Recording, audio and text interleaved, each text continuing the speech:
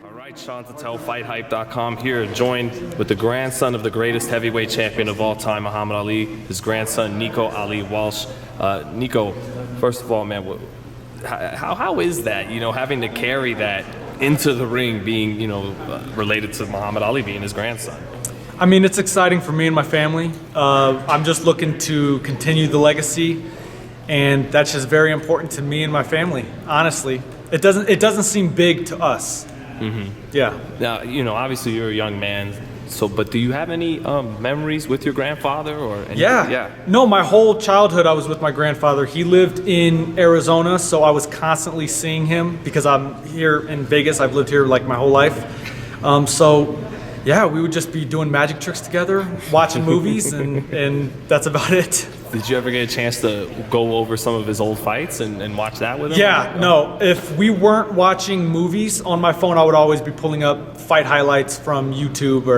And when I saw him when I started boxing, I would just start throwing my sparring footage at him and showing him that when I was with him. What did he ever say when you got a chance to see the footage?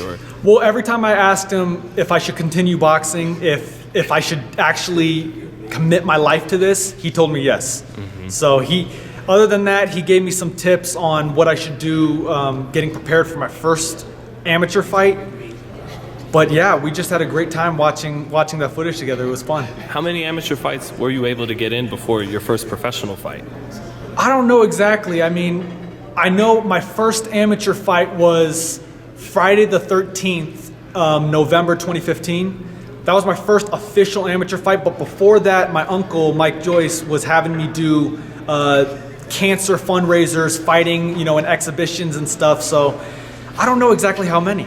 I decided when I was young, early on, that I was going to look at the quality over the quantity. So I remember the great fights, but I don't remember how many. How old were you for that back in Friday the 13th, 2015? I was 15. Okay. I was 15.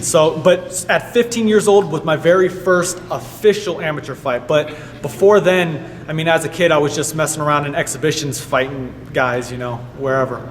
And back to watching fights with your grandfather. Yep. Did you have a favorite one? A favorite performance of your grandfather? Yeah, I was actually just talking about it. The best fight I watched with him was the fight in Zaire, the Rumble in the Jungle. Right. And that fight everyone knows that fight was just crazy. That's my favorite fight of all time. So I watched that with him, and I was trying to see if he remembered what he was saying, because after the fight, he was talking to certain people in the ring, and I was like, what are you saying to these people? But he didn't remember. But that was the best fight we watched together. A lot of slept-on gems, Jerry Quarry. There's endless performances the man had. Yeah. No, there's a lot, and I wish they were all recorded. And in today's age, you would think that he had 50-something fights, but not all. I can't find all of them. Right. Only the huge ones can I find.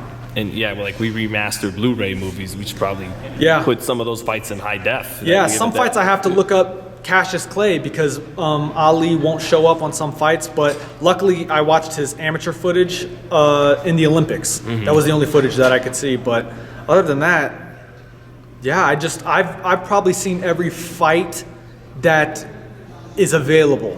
I've probably seen every single fight that's available. Definitely seen every interview that's available of him. Yeah. Right. And you're turning professional at middleweight, isn't that right? Yes. So currently, my first fight's going to be at 162, I believe. Yeah, I just feel like that's a great weight for me. He was a heavyweight, but some people don't know that he fought initially at, I believe, 188. Yeah. But I think we have similar builds in certain ways, but I'm definitely not a heavyweight. Seeing me fight like Tyson Fury would just not be a pretty sight. What are your attributes? What do you think you got that can make you a top fighter? Do you move on your toes like he did, or do you got a different style unto yourself? No, definitely that's my style. I love moving on my toes, and Sugar Hill, my trainer now, is teaching me just exactly that. If you watch Tyson Fury's last couple fights, you can see what Sugar's been teaching him, and that's what he's teaching me now, just moving. And my grandfather loved that, so just staying on balance. My grandfather was able to do stuff like putting his hands down and moving backwards and punching and that kind of thing, I'm not looking to emulate because you're not supposed to be doing that stuff. He got away with it, but I won't be trying that stuff, no. A little more textbook. Yeah, more textbook, hands up, that kind of thing, whatever Sugar tells me to do. He's a great trainer. How'd you hook up with him? Well, my Uncle Mike is great friends with Richard T. Sloan, the artist. He does a bunch of art for boxing. And Richard has known Sugar for years. And then my uncle knew Sugar's uncle, Emmanuel Stewart, for years.